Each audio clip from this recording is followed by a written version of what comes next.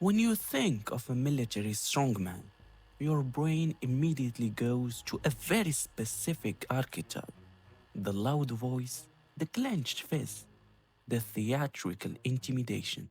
Someone who dominates a room through sheer aggressive force. In the history of authoritarianism, power is usually a performance of noise: the loud voice, the clenched fist, the theatrical projection of dominance.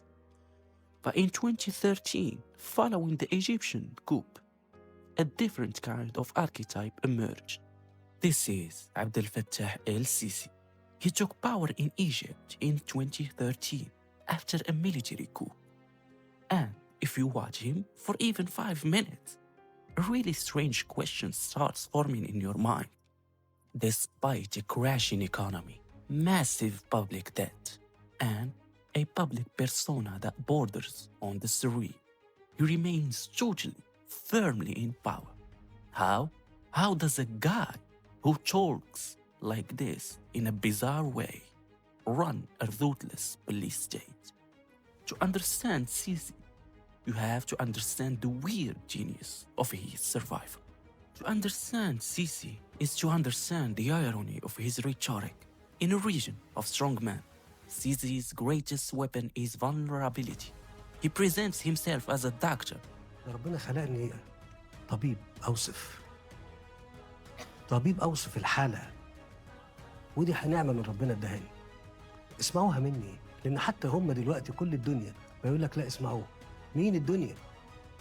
خبراء المخابرات والسياسيين A father and a man of extreme modesty. Take a look on the following statements. They are not merely eccentric, they are functional. By claiming he survived on nothing but water, Sisi establishes a psychological framework for the nation. It creates a loop of collective guilt. If the leader is suffering, the people's demand for better living conditions are framed as selfishness. The irony is sharp.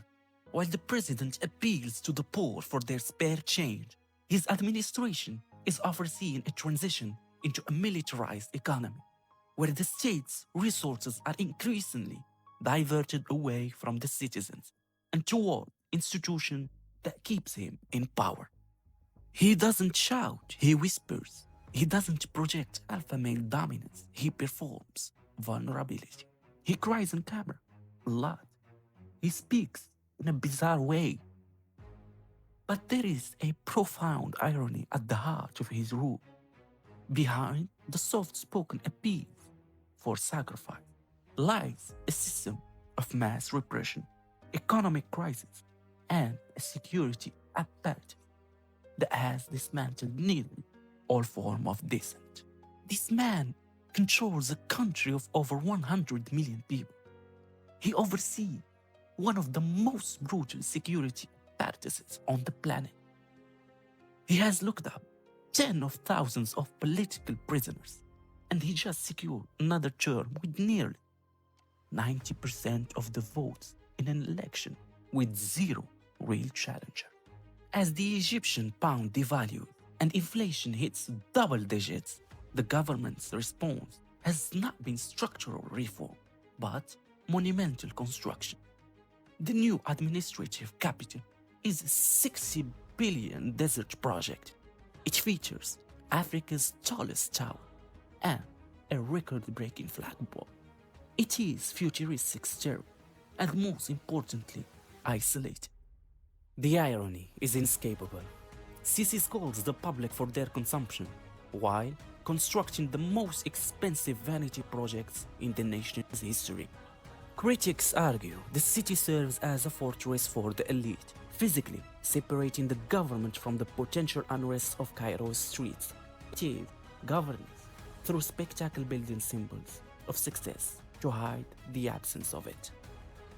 Under Sisi, the Egyptian military has evolved into an economic conglomerate. It is no longer just a defense force, it is the nation's primary developer.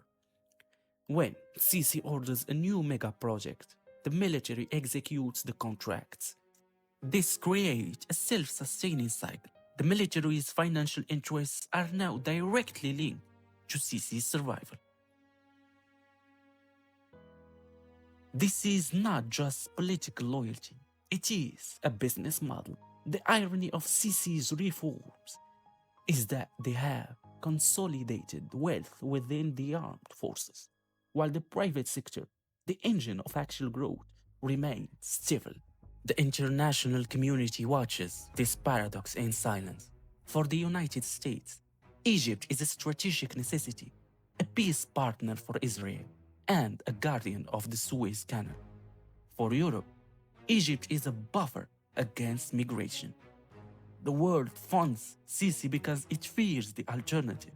The irony of this stability, thereby, is that it is built on systemic repression of 100 million people. Human rights are sidelined in favor of migration control. Sisi knows this. His pitch to the world is simple. Without me, there is only chaos.